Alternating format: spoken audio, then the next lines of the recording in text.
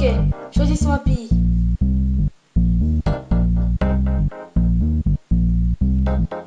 Chili.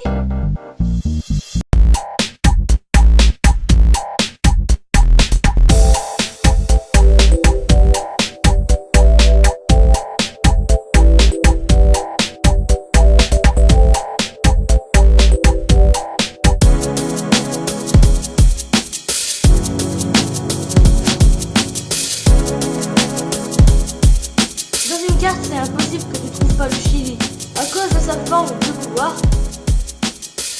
qui s'étire sur plus de 4060 km. Tiens, en parlant de frontières, elle la partage avec 6171 km, dont 3 pays frontaliers, Guayana, Pérou, Bolivie, qui s'appelle Pérou, Bolivie, Argentine. L'océan est la seule étendue d'eau qui s'appelle l'océan Pacifique.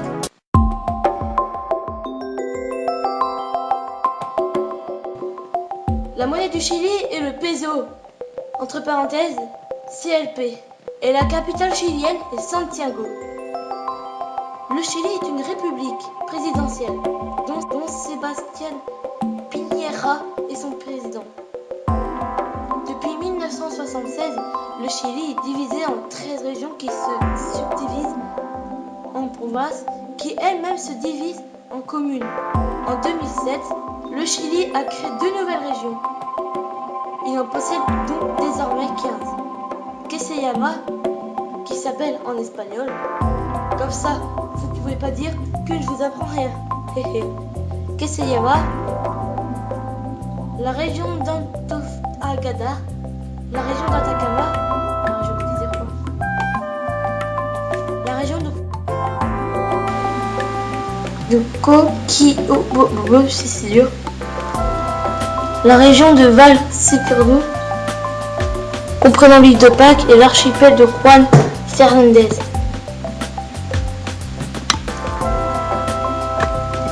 Région métropolitaine de Santiago, région du Libertador, General Delgado, Bernardo, O'Higgins, la région de Molé, la région de Biobío, la région du Biobío, la région de Araucanie, la région d'Araucanie, la région des fleuves, la région des lacs, X1, la région des îles d'Il General Calvo, Ibañez del Campo, X11, région de Magallanes et de l'Antarctique chilien. Et son hymne est Dulce Patria, recibe los votos. Cher Patrice, acceptez nos vœux.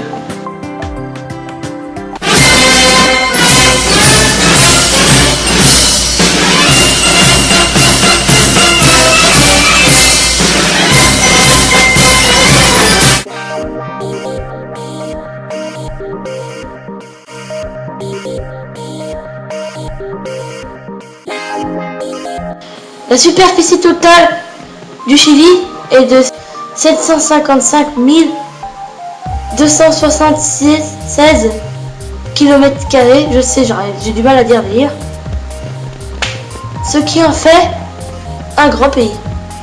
Classé 38e rang mondial après la Turquie. Oui.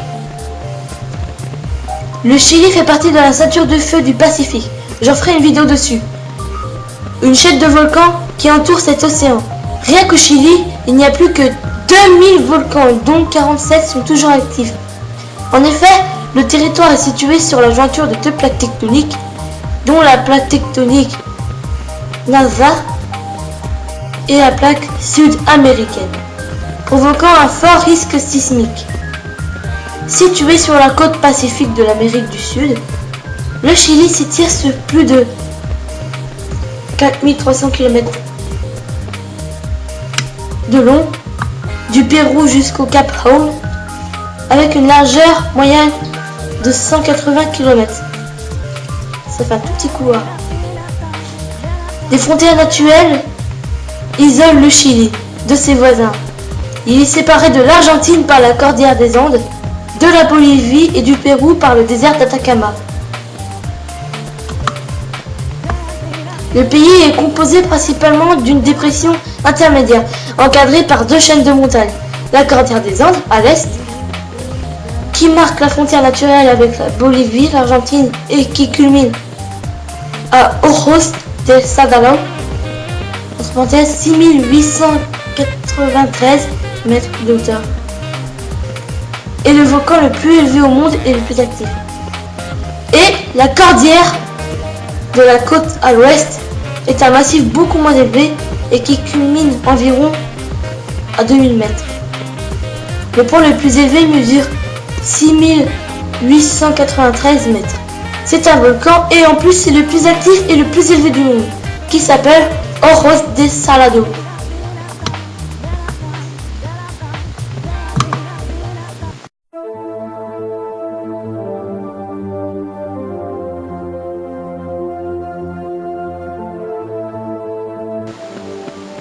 « 16 633 603 habitants sont des Chiliens qui vivent en Chili, dont 8 101 890 sont des hommes et 8 532 713 sont des femmes.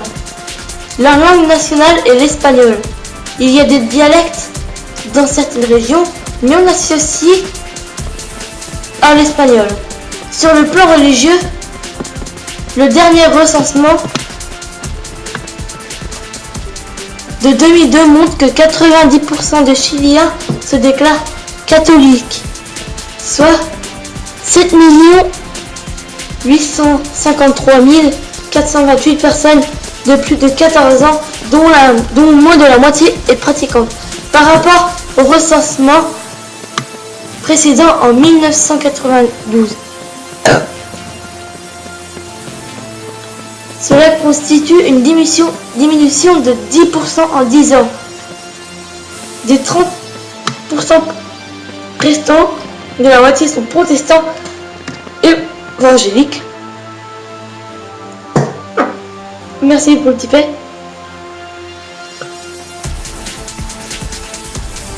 Entre parenthèses, 15,14%, 1,6% sont témoins de Jéhovah, 0,89% sont mormons et 0,5% sont de confession juive. Les athées, les agnostiques ou sans religion représentent 10% du total.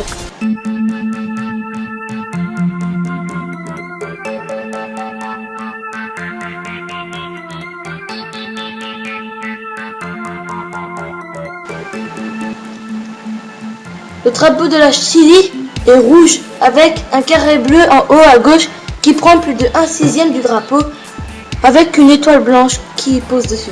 Puis un rectangle blanc qui prend 2/6 du drapeau. La partie inférieure en rouge représente le sang versé par les patriotes dans la lutte de l'indépendance du pays.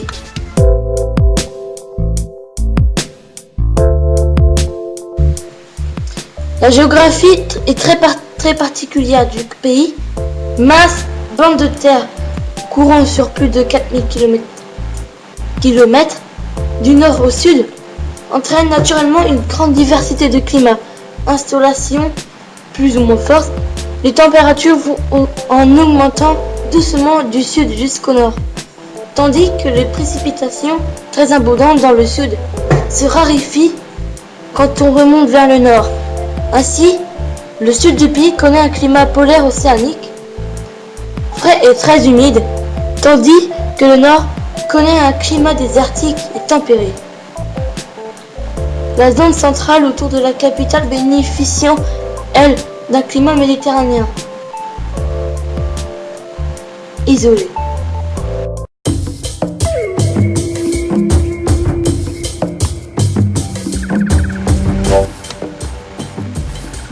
secrétaire propose une analyse de la politique extérieure chilienne depuis le retour à la démocratie du début des années 1990. Ouais.